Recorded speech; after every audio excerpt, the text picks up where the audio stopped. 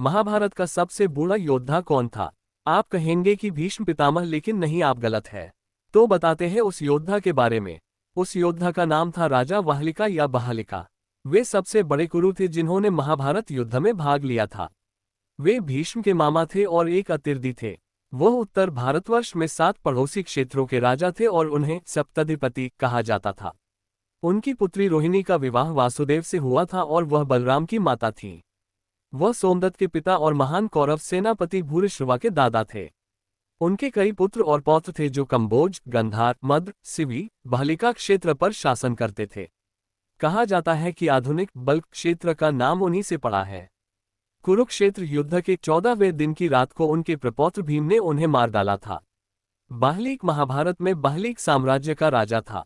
वह शांतनु के बड़े भाई थे जो हस्तिनापुर के राजा और भीष्म के चाचा थे। वह महाकाव्य युद्ध में लड़ने वाले सबसे उम्रदराज योद्धा थे। कुरु के वंश की अधिकांश ज्ञात कहानियां शांतनु से शुरू होती हैं। लेकिन कम ही लोग जानते हैं कि शांतनु अपनी पीढ़ी के कुरु वंश के अकेले नहीं थे। उसका एक बड़ा भाई बाहलिक था जो न केवल एक राजा था बल्कि उसने महाभारत में भी भाग लिया था। शांतनु के माता पिता प्रतीप हस्तिनापुर के राजा और सुनंदा के 3 पुत्र देवपी, बहलिका और शांतनु थे। देवापी को हस्तिनापुर साम्राज्य का उत्तराधिकारी माना जाता था, इसलिए देवापी ने अपने राज्य की एक भूमि बहलिका को दे दी जो बाद में बहलिका साम्राज्य बन गया।